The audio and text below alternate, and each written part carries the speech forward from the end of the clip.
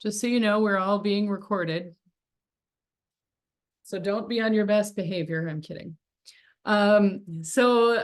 Tonight I wanted to introduce everybody to Corian. He's an amazing guy if you've ever had the chance to meet him at an event. He's also brilliantly intelligent, and he is here to tell us all about return on investment for design, our ROI as it's most commonly referred to. Corian, could you move to the next page, please? Just a couple of announcements I wanted to make. First is we have a new event coming April 18th. It is called The Best Story Wins. Essentially, it's about storytelling and why people are more likely to remember stories over statistics. So it's going to be a super exciting event. We have more to announce on that starting next week. We're still trying to nail down a venue. It will be in person, and we will have snacks and drinks. It'll be a catered event. I'm super pumped about it. The speaker is absolutely outstanding.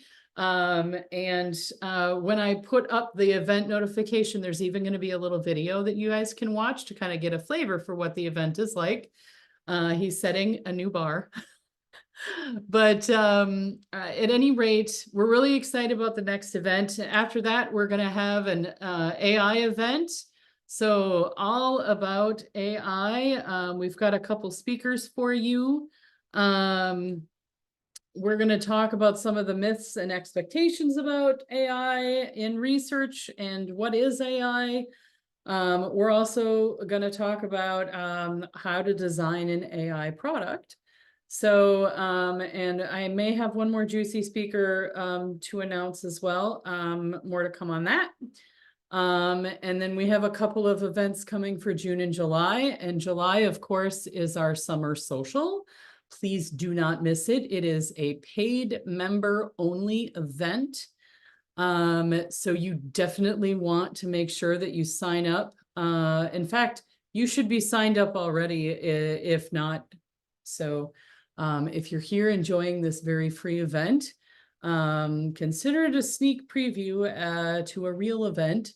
Well, it is a real event, but consider it a sneak preview or a free preview to more of our events. You should definitely sign up. Let's see what else. Oh, we have a new website that we're going to be launching here really soon. I am extraordinarily excited about it. It's quite beautiful, and it has a lot better UX, oddly enough. So that also will be coming very soon. Keep your eyes peeled for an email, because we will send out an email announcement, and then you can come and check it out and play with all the new toys. And with that, if you can move to the next slide. I want to say thank you to our sponsor, Ham Interactive. More sponsors coming more soon, and more on that next time. And then next slide. Let me introduce you once again to Corian, and I will let him take it away.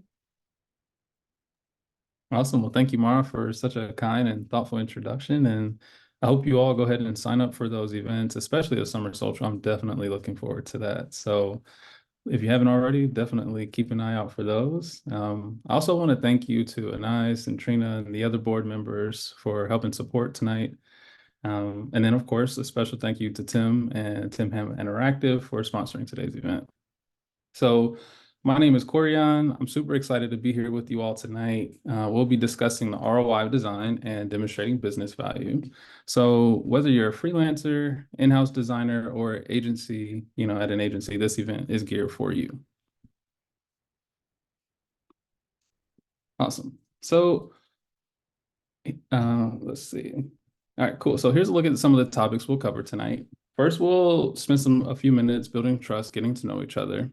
Then we'll talk about why ROI is important and why it's important for designers to be able to speak business. Then we'll dive in Okay, just looking at the chat here. Then we'll dive a little bit deeper into the business value of design and cover a few techniques that you can use in your day-to-day work. Then lastly, I'll walk you through a case study where I'll show you some of the exact methods that I've used and how I've implemented these techniques. And then we'll wrap up with the discussion and Q&A. So I hope that sounds great to everyone. If you all have anything else that I haven't included in here that you are hoping to get questions answered around, please go ahead and let me know in the chat. I want to make sure that before we wrap up tonight, we get all of your questions answered as much as possible.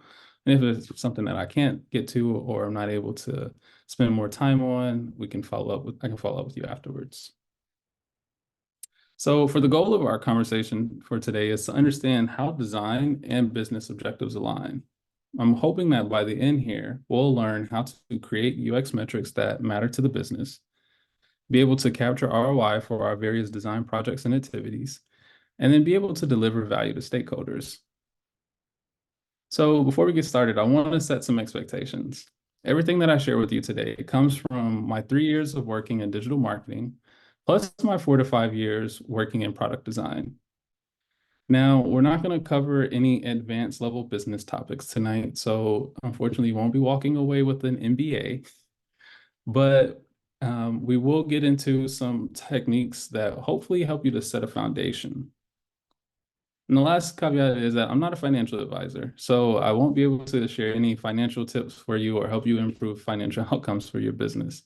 But I'm hoping that by the end of tonight, you'll walk away feeling pretty confident in your new abilities to present solutions to stakeholders. So here's what I like to do. I like to treat this presentation like a lunch and learn. I know it's set up like a webinar and it's kind of like me talking to you, but if you want to, please feel free to leave comments in the chat as we go along. If you have questions that come up along the way, put them into the Q&A so that other people who might have similar questions can also see those questions and you guys can maybe vote on them. Then we'll use those for the discussion. All right, so I'll start with just telling you a little bit about myself. Again, my name is Corian. I'm a product designer, but my background is in biomedical engineering. And early in my career, I started out as an account manager at GoDaddy. I spent a couple of years there helping hundreds of local business owners all across the US attract customers online through digital marketing. And it was there that I learned a lot about how to demonstrate value to the stakeholders and how to support them on a strategic level. But during my time there, I always wanted to figure out how to help them make a bigger impact by creating products that people enjoy. So I started learning UX and I enrolled in a UX course part-time outside of work. And then after several months of studying and freelancing, I transitioned to product design full-time.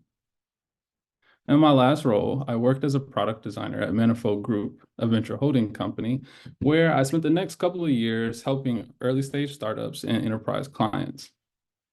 While I was there, I primarily worked for a national healthcare provider who had several patient engagement solutions, and I had the opportunity to lead design for 3 of them. And as of most recently, I've joined CareHive and started a new job this week. I'm on day 4, although I've been contracting there since November. But I'm really excited to be there. It's a digital health startup, and right now we're mostly focused on helping patients to reduce their out-of-pocket costs. So I'll share a little bit about more of that later. Now, as you can see from this little experience map, my career has taken all sorts of twists and turns, but the best part of my journey is really just beginning. I moved here to Minneapolis in 2021 with my then girlfriend, and since then we've gotten engaged, married, and welcomed our first child. So you can say hello to my son, Micaiah James. He was born just earlier this year, January 6th. He weighed 7 pounds and 2 ounces and was 20 inches tall. And now he's 10 weeks old. He's already about 13 pounds and surprisingly over 24 inches. And it's just unbelievable to me how the time is flying by. So now that you know a little bit about me, I'd like to take just a minute or two to get to know you as well. So if you can, please in the chat, just say hello, share your name, position, and maybe a favorite show. I'm asking that particularly so that my wife and I can have more things to watch. So I'd just like to take a minute, and if you can, say hello so I can know who's here. Hey, Courtney, nice to have you. Thank you for coming to the event tonight.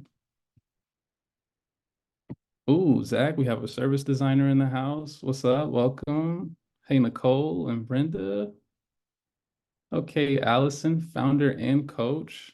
Oh, you're obsessed with Love is Blind. I'm not gonna lie to you. We just finished it. Oh, and then I love having the conversations with my wife. It's been it was a great season.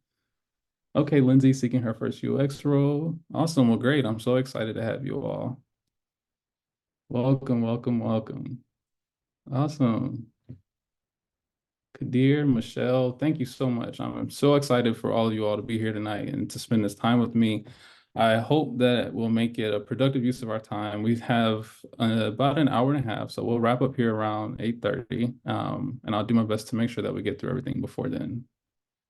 Oh, Brooklyn Nine-Nine, that's my favorite show, Serena. You're onto something there. Awesome. Oh, okay, so some more options. Okay, welcome everyone. Thank you so much for saying hello. So before we dive into the metrics and business value of design, I want to just quickly review what ROI is because I'm aware that it may not be well known to everyone.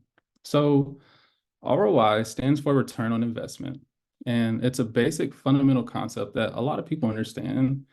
And at its heart, it's a simple way for us to measure profitability or performance over time.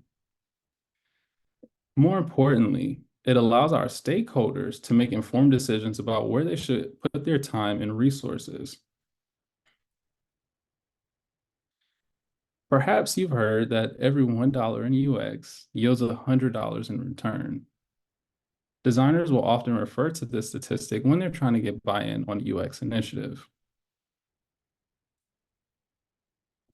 Now, there's been a ton of work done over the years to showcase the business value of design. And in 1973, Thomas Watson Jr., the then CEO of IBM, famously stated, "Good design is good business." And in 2011, the Design Management Institute ran a benchmarking study to calculate the ROI of design. They developed a special market index called the DMI that could be used to track how design-led companies performed relative to the S&P 500 over time. And in 2015, the results showed that over a 10-year period, that design-led companies maintained significant stock market advantage, outperforming the S&P 500 by an extraordinary 211%. And you might guess that one of the 15 companies listed in their report was IBM. Kudos to Thomas Watson Jr. And from 2013, from 2018, McKinsey and Company ran a similar experiment to create the McKinsey Design Index, the MDI. These are all getting really closely in acronyms. And they collected over 2 million pieces of financial data and recorded more than 100,000 design actions. What they found was that companies with a higher index score outperform industry benchmark growth by as much as 2 to 1 or 200%. Now, the top 25% of companies increase their revenues and their return to shareholder value substantially faster than their industry counterparts did over a 5-year period. And in fact, they saw a 32% higher revenue growth and 56% higher return to shareholder value over the same period as a whole. When you start saying stuff like this, shareholders and stakeholders, their ears perk up. Now, similarly, Forrester also ran their own experiment. They found that there was an 85% average return on investment from design thinking from companies that were utilizing it. Now, if you want to learn more about these, I highly recommend checking out the Design Management Institute report, the McKinsey and Company Business Value of Design report, as well as Forrester's Total Economic Impact report. They have one for IBM, for Figma, and even Envision, and they're super interesting to read. So I'm curious, after all these years, why do you guys think that we are still arguing for the value of design? Put your thoughts in the chat and just let me know.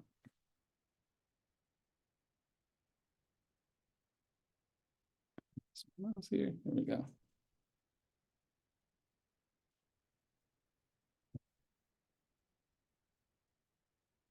there might be many, many reasons why we're still arguing about it. But one interesting thing that I've come across is that in 2020, Satyam, the CEO of UX Reactor, he gave a talk with UXPA, kind of similar to this one. I would definitely recommend checking it out. It's on YouTube and it's called Communicating the Business Value of Design. And in there, he talks about, some practical methods for how design leaders can use and implement some design methods into their organizations to solve business problems. There was one thing he said that really stood out to me, though, and it also aligns with what I've seen in the industry. And that is that the design desperately needs the language of business. We need to be able to communicate what we're doing and how it makes an impact on the business if we want our ideas to continue to come to light. I'll take a look at the chat for a moment to see some of the thoughts that people are sharing. Amber says designers don't effectively communicate their value their work provides from a business purpose. I agree. Someone told me once that designers just design to design. That's something similar that I've heard quite often. And in this talk with Satyam, he actually gave a great example. His example was, imagine, like you're building a house. And from a business perspective, the way that most business owners think about designers is kind of like less like architects and more like painters. It'd be like you're building a house and you come in and you see, you bring in this person to paint the house and you're like, well, why is this person here if like we haven't even fully constructed the house yet? So I agree with that. There seems to be a lot about why designers aren't connecting to business. And I think it's mostly because designers need the language. So how can designers start to speak the language of business is the next natural question. And one of the best ways for designers to get started with that is learning about business models. So what are business models? Business models are a way for an organization to create, capture, and deliver value. Now, 80 to 90% of people think that it's about a plan for like how a company will plan to make money, but that's not necessarily the case. And they're honestly so much more than that. So to better understand this and how business model works, we can look at the news industry. How would a news company in the 20th century create, deliver, and capture value? Well, to create the value, journalists would write articles and produce newspapers. And to deliver value, you'd have kids riding around there in their bicycles and tossing the newspapers out onto the porch, right? But to capture the value, there would be ads that were placed inside of the newspapers. This is something that we're all pretty familiar with. And we can also take a look at what that looks like today. So in today's age, we can take a look at YouTube. On YouTube, for people to create value, content creators make videos. And to deliver that value, YouTube recommends videos for you to watch. Well, to capture the value, ads are placed in between each video. So it's like the process is still the same, but how it actually gets done is a little bit different. One of my favorite examples of this is Netflix. Netflix is a great example of a company that has continuously innovated its business model. The Netflix business model is a mix of on-demand subscriptions with the all-you-can-eat business model. Now, today we know them as the largest streaming provider for entertainment, but as we know, that wasn't always necessarily the case. When Netflix started out in 1998, it was just a DVD rental service by mail, nothing special. But by innovating its business model, Netflix has been able to keep up with the market and the various trends. Unlike a certain company, let's just say Blockbuster, who was unwilling to innovate and ended up just dying out a slow death. Now, if you haven't seen it already, there's a great documentary on this called Netflix versus the World. And as you can guess, that's on Netflix. I won't get into the specifics today about how to create business models just for the sake of time, but it's an excellent place for designers to start learning. So I recommend starting with the businessmodelanalyst.com. If you go there, you can learn more about the various building blocks that you see here within the business model.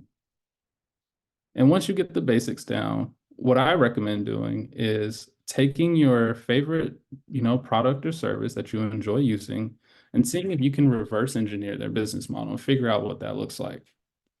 If you do this and you start to do that for multiple companies, you really kind of get a sense for not only how is this company creating the value, but how are they capturing it and how are they delivering it?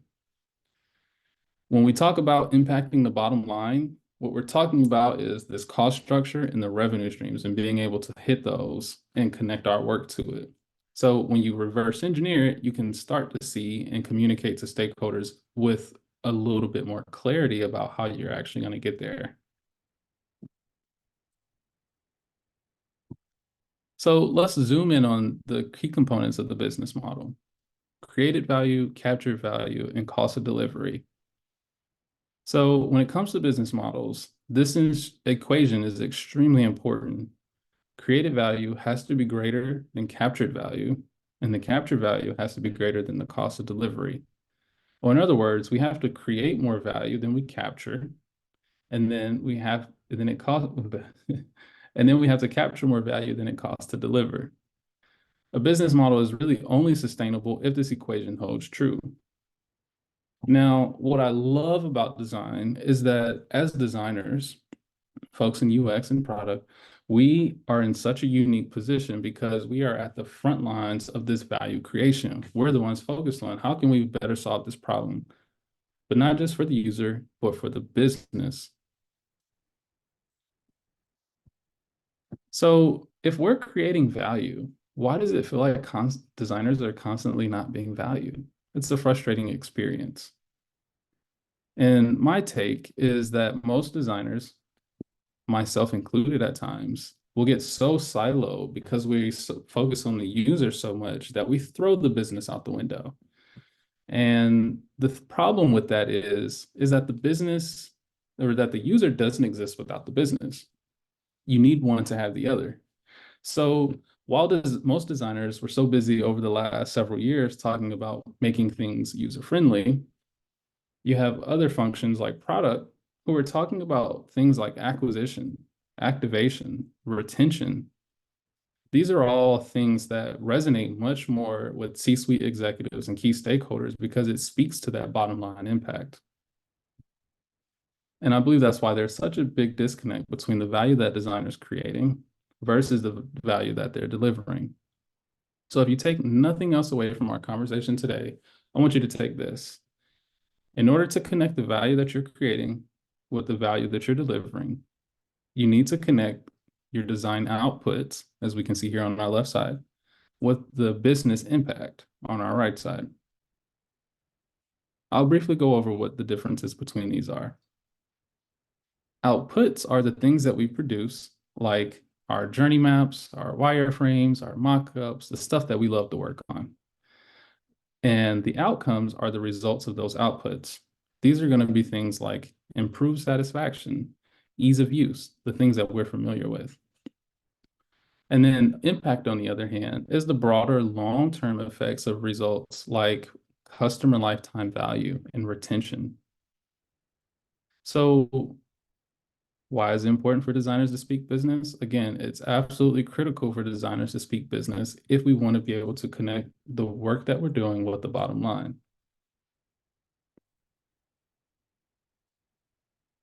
All right, so I'll stop there for just a brief moment and see if anyone has any questions that are, burning that they'd like to ask. All right, there we go. Thanks, Annette. That was so quick. How can we get measurements on impact as UX designers? It feels like it can take months/years to get those numbers, and we have to ask for them specifically from product owners. Ooh, yes. Okay, that's a great question. So there's lots of different ways to get measurements that talk about the impact as UX designers. And sometimes we do have to go through product in order to get these numbers. And I'll go over a little bit later in the presentation how exactly you can measure that. But before we get into the nitty-gritty of that, I want to dive a little bit deeper on a couple things here with demonstrating value. So if you have a moment, if you can, just go ahead and grab a pencil and a sheet of paper or a sticky note. I have a couple of activities that I want to walk us through.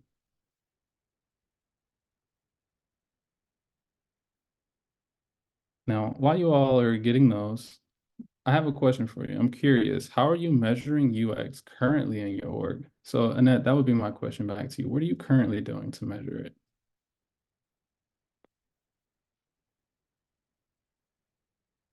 You can feel free to raise your hand if you'd like to come off mute and let me know. How are you currently measuring UX now in your org? All right, Annette, Marv, if you can get her off mute, that would be great.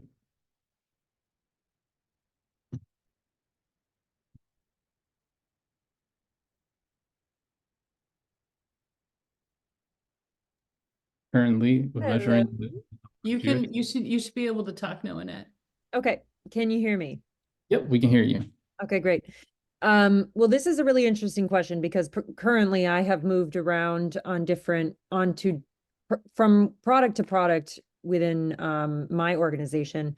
And so oftentimes what happens is I'll leave a product and a year later, I'm still curious, like, oh, what kind of impact did that design tweak have?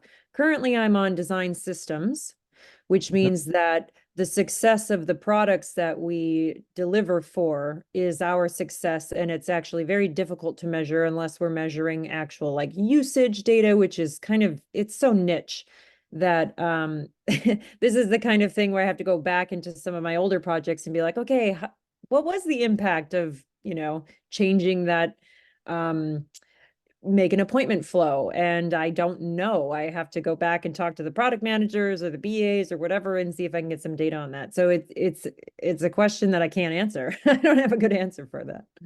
That's okay. No, thank you for coming off mute and sharing with us what you're currently doing. I don't think that you're alone. I'm sure everyone else here feels the same way. We have to a lot of times go to other places to get the data. And because we're bouncing from product to product, sometimes it can be really hard in retrospect to go back and get that information. So you're not alone. I'll go over some techniques a little bit later in the presentation for how we might be able to track some of the things that we're doing and measure them over time. Is there anyone else who would like to contribute? Please raise your hand so that I can enable your speech. Pretty please.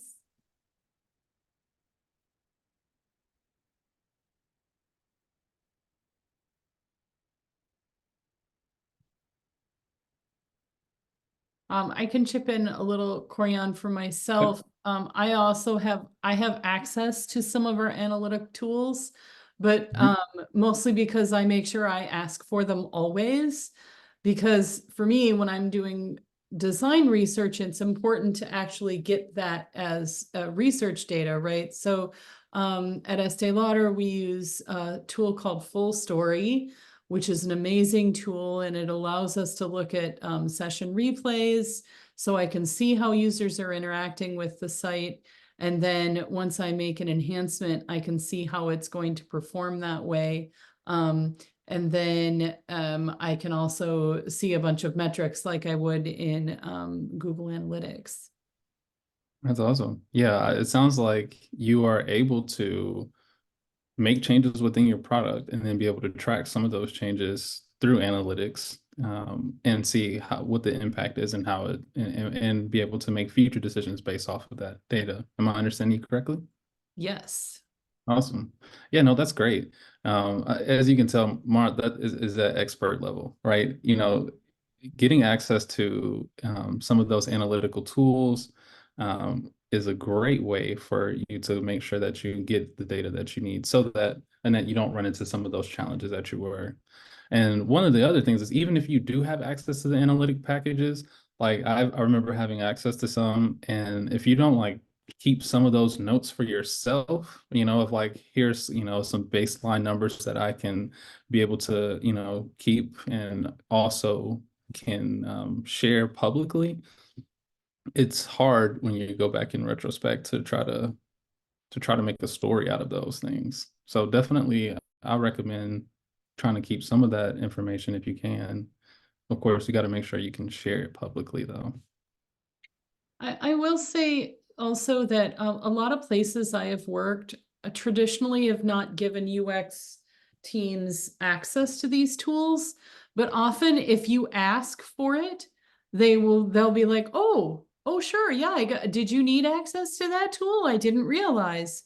So it's really important to feel free to advocate for yourself and help people understand why you need the tool and how you're going to plan to use it, right? So helping people understand that you use data to inform your design can be very helpful also in demonstrating your value.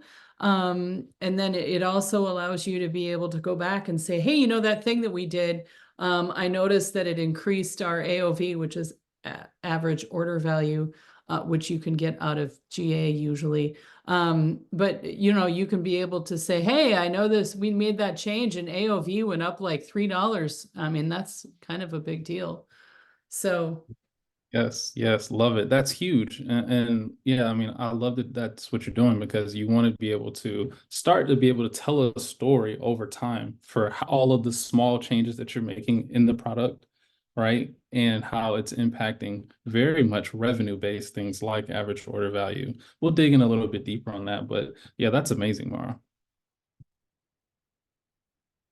So let's keep going for sake of time. Now, I'm not surprised to see that most of the answers that I'm seeing in the chat kind of align with the common metrics that are used to measure performance. Now, here's some of the most frequently used UX metrics. There's everything from task success rate, time on task, conversion rates, and net promoter scores.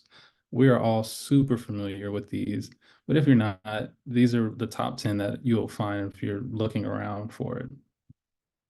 But the problem with this is that a lot of these things don't necessarily tell us a story or correlate to the actual human behavior. So I want to dig deeper in on how we can start to track human behavior and the changes the changes that we make and how that has an impact on the business. So several years ago, Kate Rudder, a principal designer at Intellito, spoke about how to measure what matters.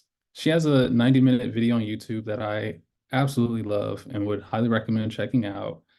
In it, she covers techniques to create actionable, user-centered metrics that gain insight into your product's progress. That way you can move beyond just your typical analytical packages to track just the most important user behavior. I've implemented a lot of these techniques into my own work, and it's helped me tremendously. So today I'll share some of those with you. But to do so, we need to answer 3 key questions first. And these are the questions you want to ask whenever you start a project. And if you do, I can almost guarantee you that you will sound and look so much more like an expert, and people will want to bring you on these things. And the first is, what is our goal? What are we trying to accomplish with this? The second is, what does that look like? And being able to share that with other people on your team in a pretty specific and visual way. And then lastly, how will we measure the work and track our progress? So let's go ahead and get warmed up with a 1-minute exercise to answer the first question. What is our goal? What I'd like you to do is pick an idea for the evening. You can pick a product that you're currently working on, an idea for an entirely new product, or even just a smaller feature that you might be, kind of tweaking on a little bit. And for the next minute, I just want you to write the topic down, write what the name of it is, so that we can focus on it during our time today. For my example, I'll be sharing an app that I've worked on in my previous role. I'm just calling it under a pseudonym called Patient Goals. And just put a thumbs up in the chat just to let me know when you've got your name written down here. Marianne, we do have a question on that 90-minute video that you mentioned. Yeah, that 90-minute video was called it's by Kate Rudder, and it's called Measuring What Matters, UX Metrics. So I'll share a link to it as well. but it's a great video. I bookmark it and I visit it frequently. She goes a lot more into detail on like some different techniques for like, for example, how can you draw and create, little sketches that you can then share with your team and things like that that are just super helpful. I would definitely recommend checking it out. It's called Measuring What Matters. Looks like Melanie, thank you very much. Melanie posted a link to the YouTube in there. So if you see it. Perfect. Yeah, thank you, Melanie. That's And awesome. we did And have a question earlier, Corian, also around, are you going to, you had mentioned a bunch of links at the beginning of the meeting. Are those links that you mentioned up front, are they in an appendix? yeah, they are in an appendix and I will share those with you all. So Perfect. yeah, happy to do that. The only one you won't be able to access is the Forrester one, and that's because it's like you can kind of get like a basic, overview of it, but it's behind a $1,500 paywall, and I don't think many Oh, of them are trying to come out of pocket for that. So, all right. So, does everyone have their idea written down for what we're going to be working on tonight? And you can just drop in a thumbs up in the chat or just say, "Yep, I got it." Again, mine is going to be called Patient Goals. So perfect. Awesome. Everyone sounds like everyone's got that down. So what I like to do now is create a product snapshot. Now with this snapshot, we're trying to get an idea of the system that's taking place. And as we know, in all of our products, there's the system of the people who are using the products, the problems that they're experiencing, and the thing or our proposed solution to their problems. So I want to just take 1 or 2 minutes to quickly define what each of those are. We'll answer these 3 questions. Who are the people, the users? What problems do they have? And what is a proposed solution? The idea here is to be keep it super simple, but be specific if you can. And when you're done, it should look something like this. So for my example, patient goals, the people are patients who have had a stroke or other complex chronic conditions. And the problem is that they are in rehab and need to reach several goals before they can get discharged home. And the solution to their problem is a mobile app that allows them to set rehab goals and track their progress. So let's just take a couple of minutes here to create your own product snapshot. And again, if you can, just put a thumbs up in the chat to let me know when you're about done.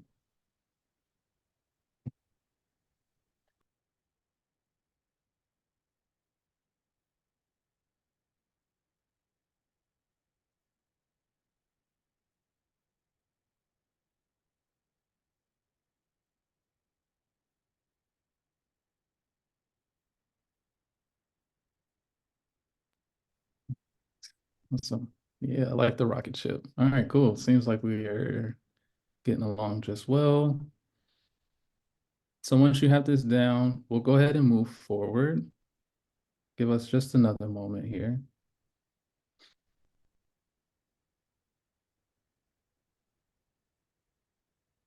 And I'll break down why we're doing this. Because what we want to do is try to get to our key use case. And ideally, the idea is to try to get to something that speaks to exactly how people are using the product and the behavior, taking the behaviors that we want them to make. So if everyone's done, okay, cool. Looks like we're wrapping up here, so that's good. I'll go ahead and move forward. So based on our product snapshot, we want to start to distill out what our key use case is for the product. Now, to do this, you want to ask yourself the question, what can our customer do with our product that they can't do without it?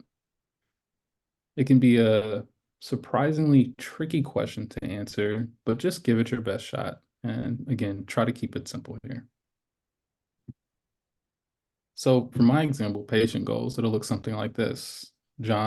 With patient goals, John, a stroke patient, can create personalized rehab goals, track their progress, and share progress updates with their loved ones.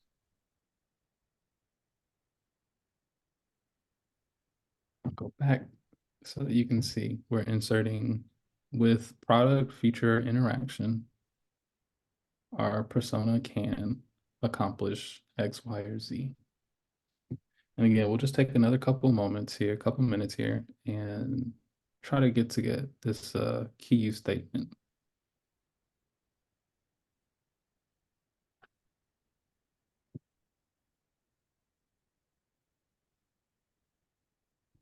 And just like before, you can put a thumbs up in the chat to let me know once you got this statement written down.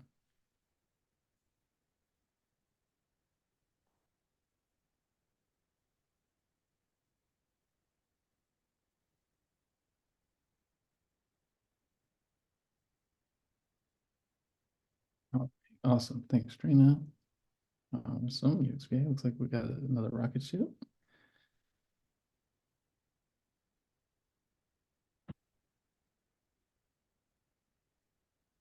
I'll give us one more minute on this, and then we'll keep going forward.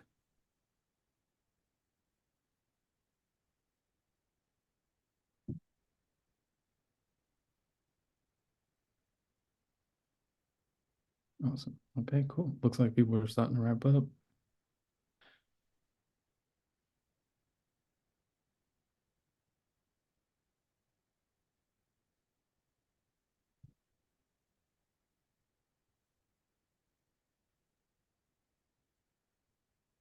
Okay. Great, great, great. Thanks for taking the time to do this. So looks like folks are almost done. Just another few seconds here.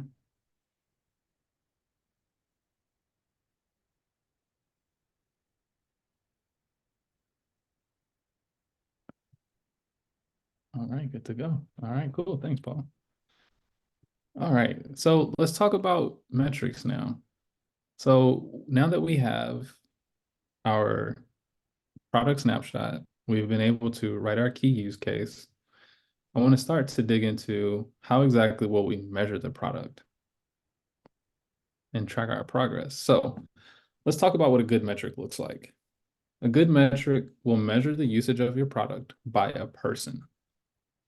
And a good metric will have 5 key components.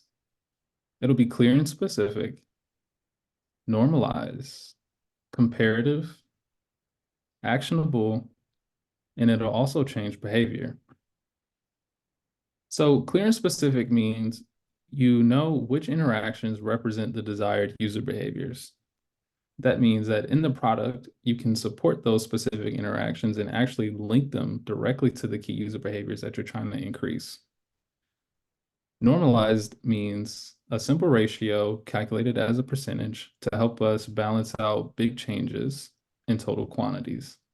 And more importantly, it allows us to know if our product is actually getting better over time. Comparative means we're looking at what happened before versus after, like Mara was mentioning.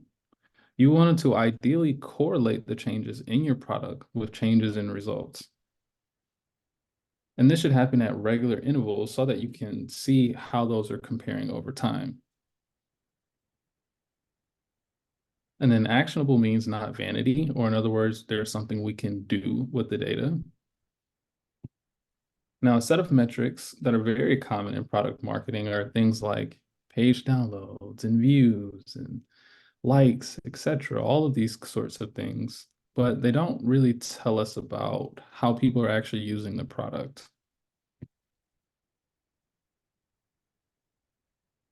So what does a great metric look like? A great metric will make you look at all these other metrics and say, hey, if we don't get this metric right first, these other metrics don't matter. Let's look at an example. So something you might start to measure, and a lot of companies will focus heavily on this, are things like signups. It's not super helpful, but surprisingly, a majority of companies just focused here. The next level up would be things like vanity metrics, total number of registered users. And you can tell when it's a vanity metric because the number will only ever go up, and it never tells you about how people are using the product. Now, something that starts to sound good would be something like percent of new users per week. And this is great because we're starting to put that time stamp in there. We're looking at percentages. We're talking about per week. It's something that's much more measurable, and it starts to tell us what's actually happening. Now, what will be even better than that would be something like percentage of users who sign into the app three plus times a day per week. And this is better because it starts to speak about how those behaviors are changing and the habits that our users are forming when they're using the products. So going back to earlier, well, I guess I forgot awesome. Now, our awesome metrics, which is where we really want to get to, would be something like percent of users who create goals 3 plus times a day per week. Now, at the highest level, these metrics are awesome because they really dig in on having all 5 of those parts. They're specific, they're actionable, we can compare them, they're normalized, and it happens over a time frame. So we were going back to what we were discussing earlier with the business models. You can really start to see about how creating value, capturing value, and delivering value all align with these metrics. And awesome metrics is where you want to get to because it showcases the actions that the user take within the product. And most importantly, it shows how are they actually deriving the value from it? How are they capturing that value? Well, we can tell that they're capturing the value because there's percentage of users, they log into the app, they create goals, which is our main task here, and they're doing that over and over and over again. That is real value. So let's create your own. Let's practice for the next few minutes going from good to great metrics. And what we want to do is brainstorm 5 ideas for metrics that you could count and directly attribute to the key use case that you wrote earlier. Now, it doesn't have to be perfect, but try to think of things that you can count that would indicate that the key use is actually happening within the product. To make it awesome, answer these 3 questions. Does it begin with a number, i.e. number of or percent of, average of? 2, is there a time basis? How often is this happening? Is it daily, weekly, annually? We want to dig in on that.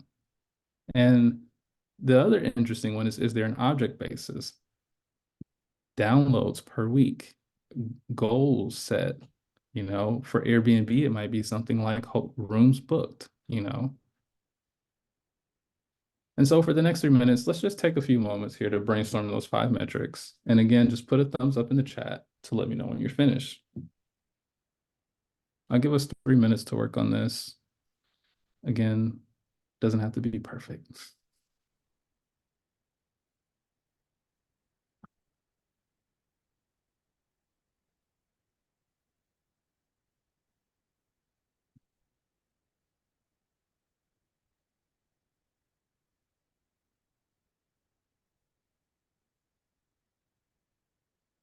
So while you're working on this, I'll talk a little bit about why I'm asking you to do this. I want you to be able to go back to your teams and have something that is fairly simple, but also gets the idea across that you are trying to track the behavior change within a product and correlate that to the value that the users are getting.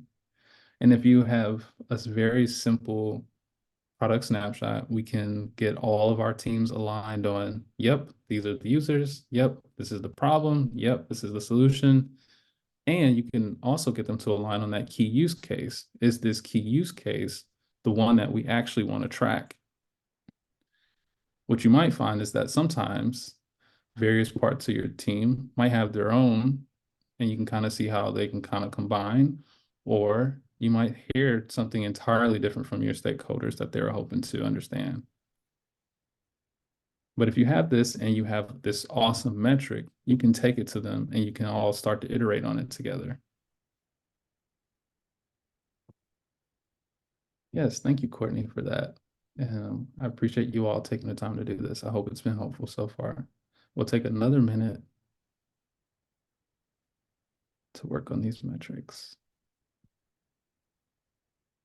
And at the end, I'll show you what it looks like and how I've implemented it myself.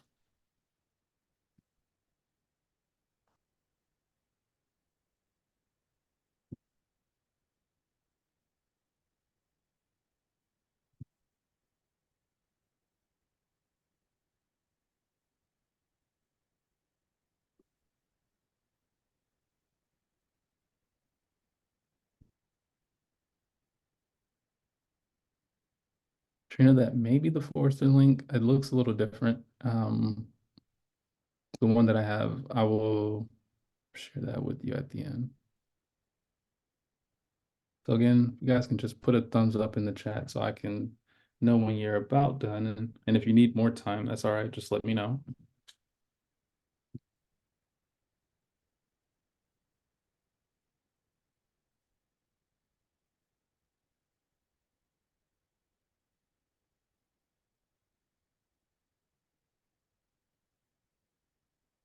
All right. Awesome. We got some folks wrapping up. Yeah. Shin, I'll go back to slide 32. Slide 32 talked about a great metric. And again, great metrics, you'll look at them and you will tell that they're great because you'll be like, why am I wasting time focused on signups? Why am I focused on registrations? It seems pointless because it won't tell us anything about the behavior change. It won't tell us anything about how people are capturing value. And so we want to get to the great metrics.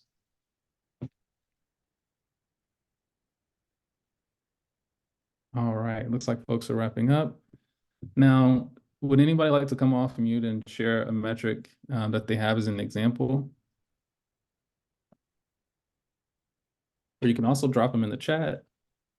But I'd like to just see some of see what you're thinking, see where your head's at.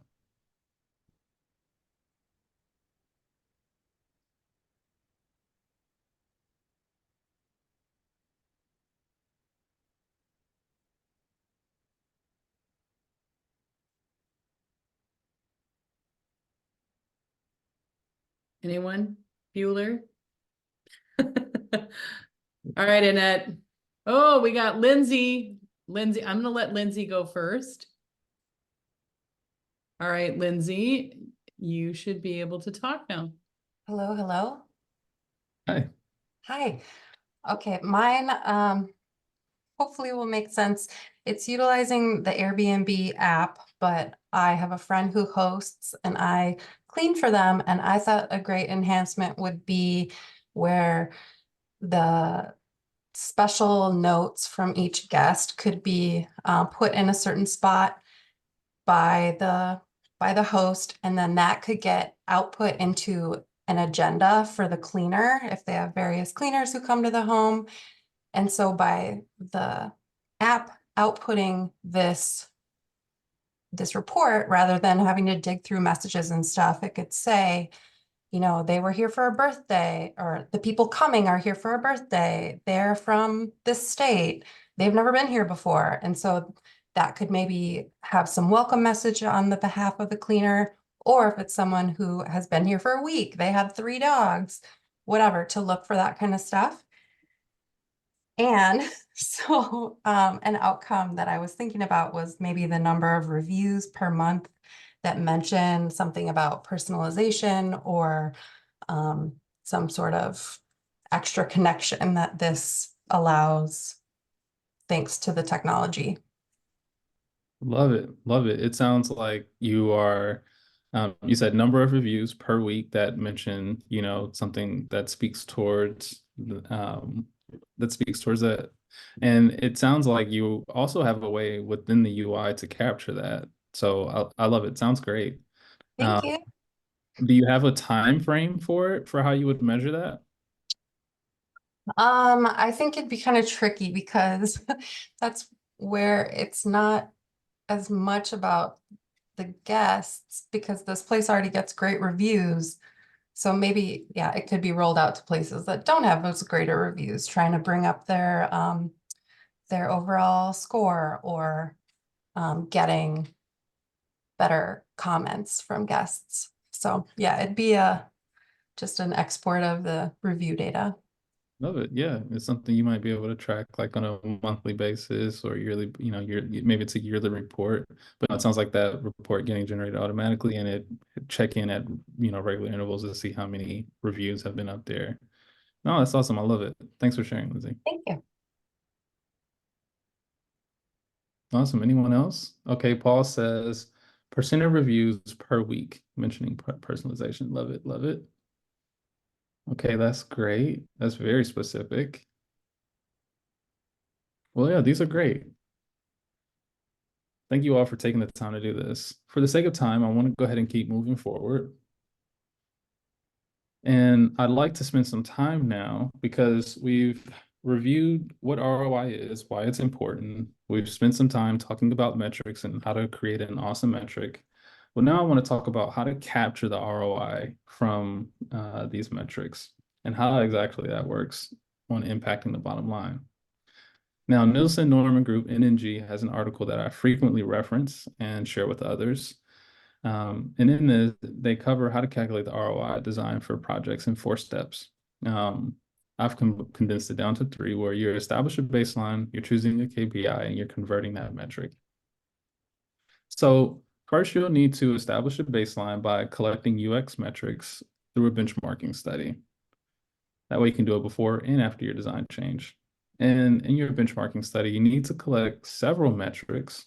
You might collect a bunch of different data and data points, but you'll only use that awesome metric that you were just working on to use in your ROI calculations. From there, you'll need to select the KPI or key performance indicator to translate your UX metric into. There are tons of business KPIs and they're going to be different for every business. So you'll want to make sure you collaborate with your team members and your stakeholders to understand what it is that they care about. And in most cases, you're going to be turning your UX metric into a monetary amount. Some of those examples include profit, cost, customer lifetime value, turnover rate, things like that.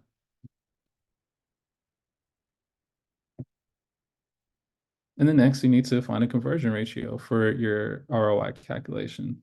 That is, we need to figure out how to convert the UX metric into the KPI. Sometimes these kind of conversions are pretty simple, while other times they can become pretty complex. You see a quick example here from NNG, but I'll share one here in the next slide. So going back to my example, patient goals. After talking with execs, I found out that the KPI that was most interesting to them was reducing patient length of stay. This was important for them as stakeholders because less time in rehab means better outcomes for the patient and reduced costs for the provider. So if I were trying to get buy-in for redesigning an onboarding experience, I might approach it like this. First, I would collect the data before making changes in the products to establish that baseline. And let's say in that data, in the baseline, I find out that 90% of users don't create a rehab goal. This is actually pretty close to the real thing. Now, studies show that patients who don't create a goal spend on average 3 more days in rehab compared to those who did. Studies also show that patients spend $14,552 and to stay an average of 17 days in rehab. That equates to being $856 per day. Now, an effective onboarding experience will result in more patients creating a goal, which means fewer days in rehab and better outcomes for the patient. So you could think of it like this. Before the improved onboarding experience, it costs $856 per day for 17 days to equal the $14,552. And let's say our improved onboarding experience made it much easier for patients to create their first goal. Now, by doing this, we know that it would reduce the amount of time they spend in rehab by 3 days, or in other words, they'd only have to spend $11,984, which means that the patient in total saves $2,568. If I were trying to get buy-in, which I did try to get buy-in, and I'll share the outcome of that with you later, this is how I would go about presenting it. You have to, again, be able to bring in the metric that we've talked about, convert that into a KPI so that you can put together a compelling story that makes sense to your stakeholders. It'd be less about what's happening in the product and more about what impact that's creating for the business. And that's usually how I try to frame it up. So demonstrating value to stakeholders and presenting impact, how exactly do you do it? Gathering buy-in sometimes can be pretty challenging, but again, NNG has shared another article, and I reference NNG all the time. This article they have is called Translating UX to Business Value. In it, they share a helpful framework for framing our hypotheses. It looks like this. If we create a new experience, then it will solve this particular problem for our users. And to do this, we need X resources. And as a result, we expect to have Y outcome. So for our previous example, patient goals, it looks something like this. If we create an improved onboarding experience, then it will help patients create their first goal within 24 hours so that they can reach discharge faster. To do this, we need 6 weeks of design and 6 weeks of development. And as a result, we expect patients to spend less time in rehab, reach discharge faster, and have better outcomes. If this is how you're bringing things to your stakeholders, you will get much further along in your buy-in than saying, I want to create an onboarding experience because it's going to be user-friendly for them. If you were the stakeholder, would you pour time into resources into something like that? Or would you rather pour resources into something that's like, hey, we're going to get this sort of outcome in the business? Usually that gets them moving. Marianne, Kat has raised her hand. She may have a question. Absolutely, Kat. Thanks for coming. Let's hear it. All right, Kat, you have the ability to talk if you want to ask.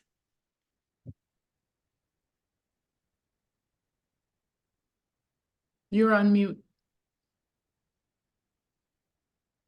You should be able to unmute and ask your question, Kat.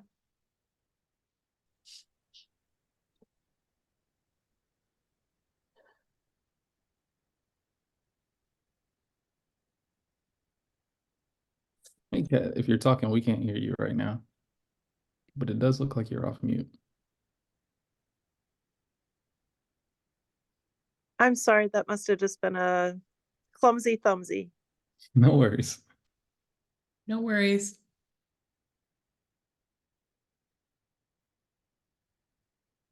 Okay, awesome. So Christina asks, how do you know what the outcome is? Well, the outcome would be your hypotheses. So usually when when you're doing this and trying to get buy-in for an initiative, usually you're going to have some ideas about how it's going to impact things. I usually approach it with a hypothesis-driven type of approach. So I'm telling my stakeholders, my hypothesis is that if we do X, Y will happen. And if we don't do X, Z will definitely happen. And so, for example, I would frame it like, I know that because I've done research that patients who create a goal within the first 24 hours of joining rehab will spend less time in rehab compared to those who don't. So my outcome will be, hey, my hypothesis is that if we improve the onboarding experience, we can help patients to create that first goal within 24 hours and reach Y. So your follow-up question is that hypothesis formed through research you've done already? Oh, yep, I just kind of answered that. Yep, so most of those hypotheses are going to be coming from research that I've already done. But if not, I mean, some of it is kind of intuitive and we understand and kind of have that foresight as designers to know what will happen as a result of us doing a certain design function or output. So again, you're just taking your best guess and you're creating your own hypotheses. And the reason why you want to frame it like a hypothesis is that it takes away a lot of the risk. So you want to remove some of the risk from saying, hey, if we do this, I guarantee you're going to save thousands, hundreds of thousands of dollars. That's not believable and it's super risky. So frame it as a hypothesis so you can present it in a way that's a lot less risky. And that brings us to presenting impact. So when it comes to presenting the designs and trying to get the buy-ins on these various initiatives, you need to know your audience. You need to be able to speak their language and tell a story that is backed up with data. So a lot of times what I'm doing is I'm really listening to my stakeholders and I'm putting back the language that they're putting out into them. So if they're talking to me about, hey, I want to improve outcomes, I'm not going to flip the script and say something like, you know, you're gonna, this particular thing is gonna happen. I'm like literally using their language verbatim. It resonates so much more deeply with them. So I'll just show you really quickly what this kind of looks like. I won't take you through a whole case study, but I'll just give you a couple of the quick highlights. Again, for patient goals, which was, by the way, a real app, something that I worked on in my previous job. And it was an amazing product. I thought it was great. It allowed patients to be able to, who were in rehab, to set their own rehab goals that were going to be a bit more personalized to them.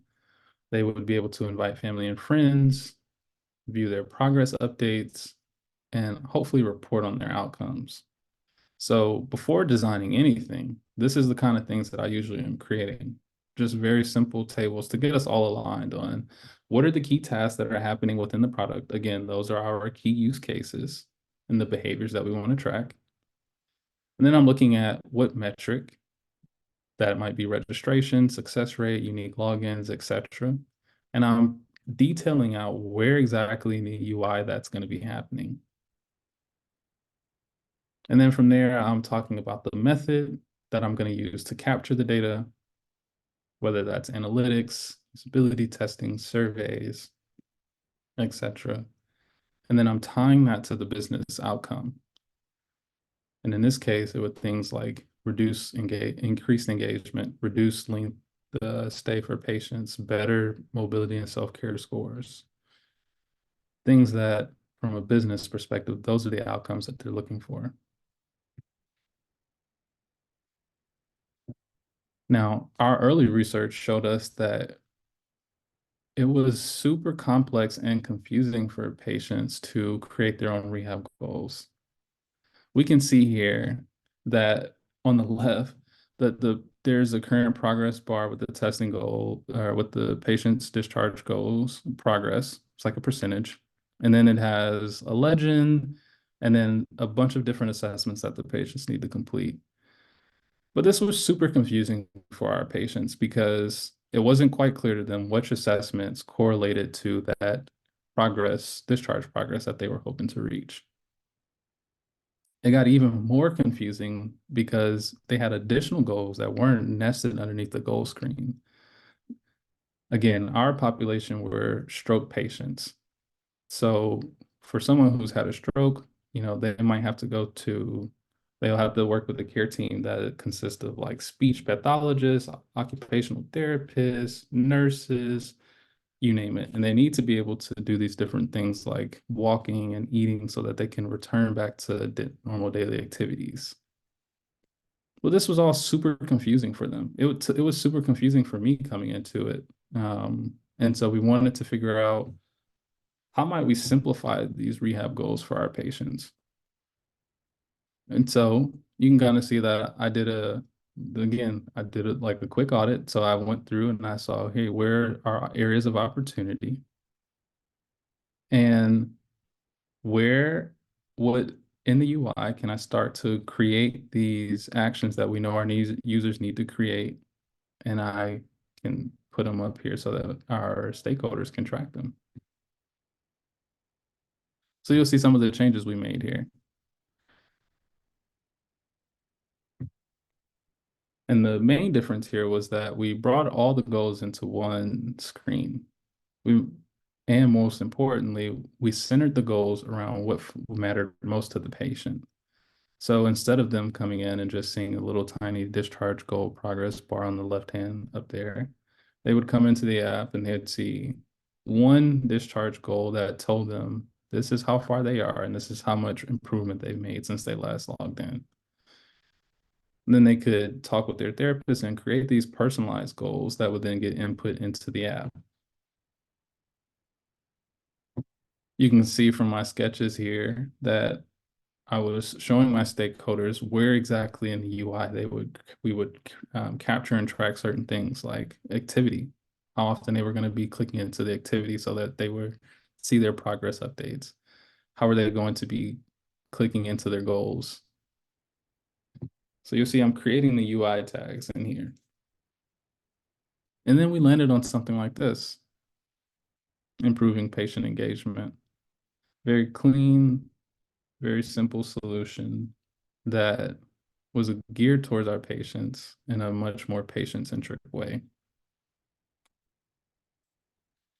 Now, I'll tell you that this was one of my favorite projects to work on because I had been trying to do research and get in front of our patients for a long time, but it was notoriously hard because, of course, there's HIPAA and, you have to do things a certain way. But after doing all this work and showing our stakeholders just how critical it was for us to make the business impact that they were hoping, they finally allowed us to go into the facilities, interview patients directly. We got the opportunity to go from hospital to hospital and see how they were using the product and what challenges they were experiencing along the way. And in that process, they could see in real time how we were able to iterate on that feedback and make the product much more usable and enjoyable for our folks. And so here's an example of what it looked like from the therapist side so that they can track all of the patient's interactions. Yeah, and with that, we can open it up to questions. I won't spend, like I said, a ton of time talking about the case study, but I just wanted to give you a quick example so that you can see exactly how I've gone through these exact same methods. I started that whole thing with, what is my goal here? How will we track it and measure it? What does it look like? And went through and just did that whole process and had these sort of outcomes. So with that, I'll stop the presentation, and I'm just curious about what kind of questions you all have. And we have about 13 more minutes, so feel free to put your questions in the chat or come off mute and let us know what kind of questions you have. We can just kind of have a conversation now. Thank you, Kathy.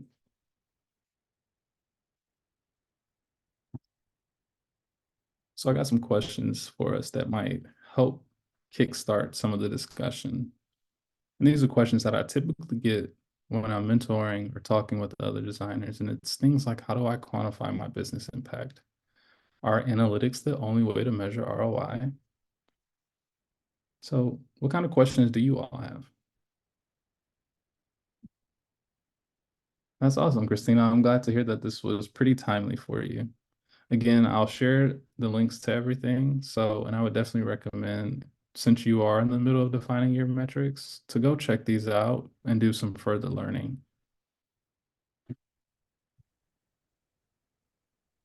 But does anyone have any questions? All right, awesome. Annette has a question. Go for it, Annette. Hello. So basically, I think Paul brought it up earlier where it's sort of like, it has to be a fairly mature product team for UX to be able to be at the table when we're even kind of creating some of these goals and business objectives and all these things. And so that's a thing that isn't always the case. A lot of times it's kind of like product driving and then UX executing, which is not ideal, but it is the way it is in certain organizations. So then the question is basically number 4, what if our team doesn't get to see these tangible outcomes? A lot of times they're not necessarily presented to the team at large. They're just presented to stakeholders or managers or whatever. So how do you remedy that other than just like, pestering your product person? We don't have an analytics team, so we don't even have access to that kind of thing. Yeah, no, that's a great question. And like I said, it's not uncommon. A lot of time our teams don't get to see these tangible outcomes. In my last role, I worked in agency settings. And so sometimes clients might not even give you access to the data. So sometimes what you have to do is take your best swing at it. And what I'd like to do is, again, if I'm tracking, if I have this plan, for one, if you are doing these kind of things and when you're collaborating with your team members, I'm telling you, really start to notice that you go from that execution point and get closer towards the strategic. Because what happens, or at least from my experience, what's happened is, as I've started to share, like, hey, here's what I think we should be tracking and here's how I think we should measure it, then people want to start bringing you in on more of those strategic discussions. But if your product team isn't super far along, or if you're not at that table and you're trying to get there, these are some of the things that I would be doing and bringing up to them. So if you don't have that data, sometimes you need to take your best guess based off of the things that you're doing here. We have a question from not sure if the question has been asked before, but I'm wondering how to establish UX metrics when they weren't set up during the project and the project has already been completed or is in progress. Great question. So if I'm hearing you correctly, if the project is already in progress and you don't have UX metrics, go ahead and create them. I mean, we just did this activity. Go ahead and create those metrics. And again, you don't want to be siloed. So once you have your sort of plan for the metrics and what you think you should, the team should be tracking, then go and share that with the team. The reason why most designers aren't at the table isn't because people don't want you at the table. It's because there's a lack of visibility. And so we just sometimes have to get our work shown and in front of the right folks. So if your project's in progress and you don't have metrics, go ahead and create them. Again, you want to just try to get ideally something that you can start to measure over time. And what you want to do first is just establish that baseline like we talked about today. Then over time, as the project continues to grow and develop, you can kind of see how that progress is growing. And you might find out pretty early on that, oh, this isn't working and we should go in a different direction. And that's when you surface these things up because you get much more at the table. I hope that answers that question. We have another question from Michelle. What has your experience been like using different methods to collect usability metrics, such as CSAT, which is customer satisfaction, NPS, which is Net Promoter Score, SUS, which I'm not as familiar with, and then I don't know what UX and UXL is, Michelle. If you could be a little more specific on those, unless Corian, do you know what those are? Actually, I'm not sure what I don't know what UX are. I know it. So yes, SUS is System Usability Scale. And to answer your question, Michelle, of how do you decide what method to use? It really depends on what information am I trying to understand. So ask yourself this question. What will I be able to do with this data that I find? Because again, all the data needs to be actionable. So you want to start to try to ask questions and poke holes so that you understand what what you're going to be able to do with that data. So that's usually how I'm going about it. If I am like, there are a couple different things I'm trying to measure, a couple different things I'm trying to understand, there's usually going to be a common like sort of problem. I'm like, okay, I can get there by using this method. And maybe I may not get all the way there, but this will help me, get that process started. So sometimes, it's mostly about trying to understand again, what is that problem? What's the goal that we're trying to solve? And if you're super clear and specific on that, then each step along the way, your methods, the methods that you use to employ will be informed by what you're trying to understand. So again, I'm not just doing experiments and collecting data for the hell of it, right? I'm trying to understand something specific. Why are people dropping off on this screen? Why is that happening? I need to dig in. And so, okay, if people aren't dropping off here, I can use this method to understand why that might be happening. I hope that answers that question. Is there any other questions? These are great. Yeah, this is really awesome, everybody. I think Annette had another comment about being able to speak the language of business in order to be acknowledged at the table.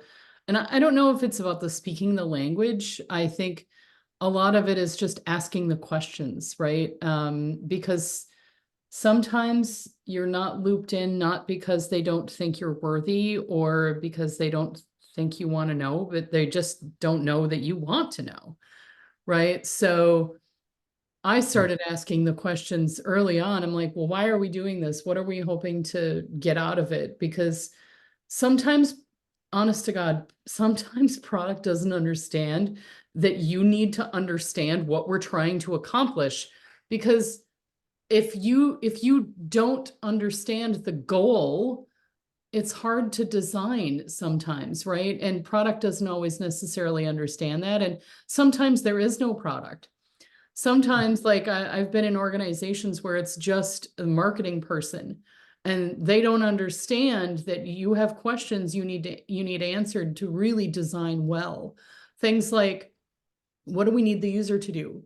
What is the business goal that we're trying to accomplish, right? So like a lot of my work is in e-com, and I've often been confused, like, well, are we trying to just get people to sign up?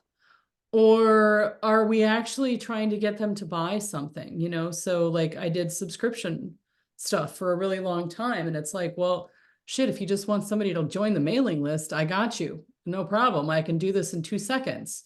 You want them to subscribe to a service and give you money. Well, that's a different challenge, man.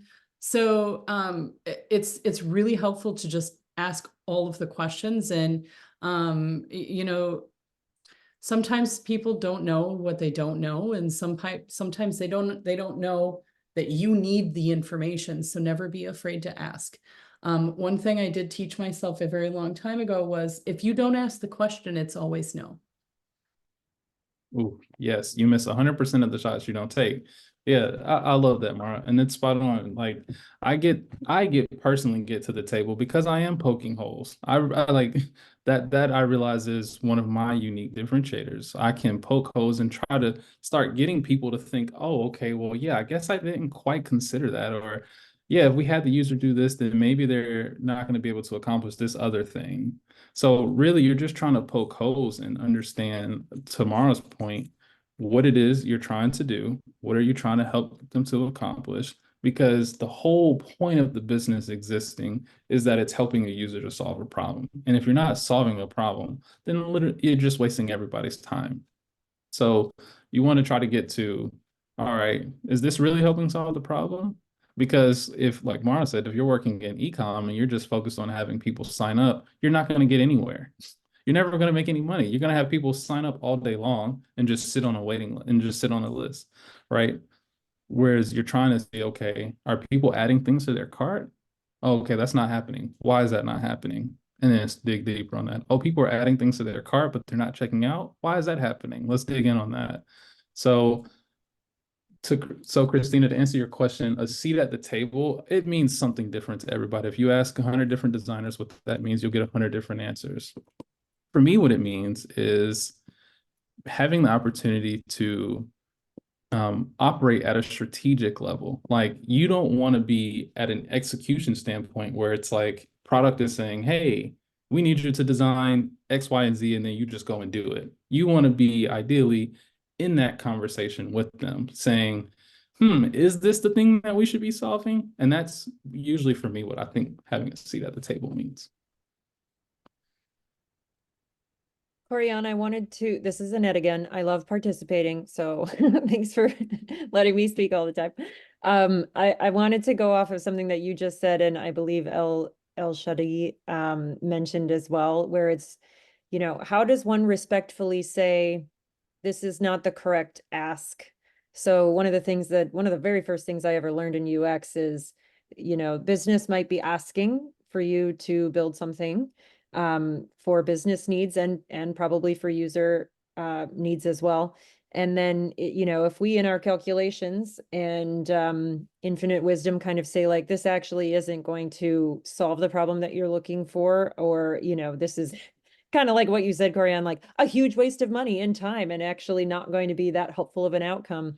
You know, the problem that I always have is sort of like, how do you keep your seat at the table when you bring that up? Yeah, that's a great question. And again, I go back to risk. I'm like, I try to usually call out to my team because it happens. It's gonna happen. You're working on complex products on pretty diverse teams, and everyone has their own goals and things that they're trying to do. And the way that you can bring everybody together is saying, hey guys, what happens if this doesn't happen? And I present a lot of things as risk. I say, yeah, we could do that. You want to create a dashboard? Sure, let's create one. But how risky will that be if designers aren't, if we're not, if the users aren't doing the actions that we hope that they will? Are they going to be getting the value from the service that they were expecting? And then you'll start to see that a lot of times people are like, "Ooh, yeah, you're right. I don't want to be the one to give the okay on that, and then this thing goes south." So present things as risk. If and then let me know how that goes, because I think you'll have a different experience. Now I know we're right at time, so I'd like to respect everyone's time and get ready to wrap things up here. But if you all, I hope this was a good return on your time and your investment for spending this evening with me. And if you have any other questions, feel free to, connect with me on LinkedIn. Put my QR code up here. You can check that out or just type my name in LinkedIn. Not too many Corians out there. Again, I hope it was helpful. Let me know how it was. And if you have questions, feel free to message me. I'll again also be sharing the links to everything, so you can go back and do some further learning and digging. And But yeah, thank you for I can back up, Corey, on that you were a very unique individual, and I am very pleased that I know you and proud to call you a friend. So thank you for your presentation tonight. It was enormously educational, even for me. I've been doing this for a really long time, and I learned a few new things too. So thank you for coming and doing this for us, and educating us a little bit on how we can advocate for ourselves and for our careers, right? Right. Yeah, so if anybody doesn't have any more questions, I think we can wrap up. Thank you, Elena. We love putting together fun events for you guys and things where you can learn stuff. And yeah, it was a great night. Thank you, Mara, so much for that, and I was excited to be here. I'll see you guys at the next event. Absolutely. Thanks, All right. everybody. Have a great night. Yeah.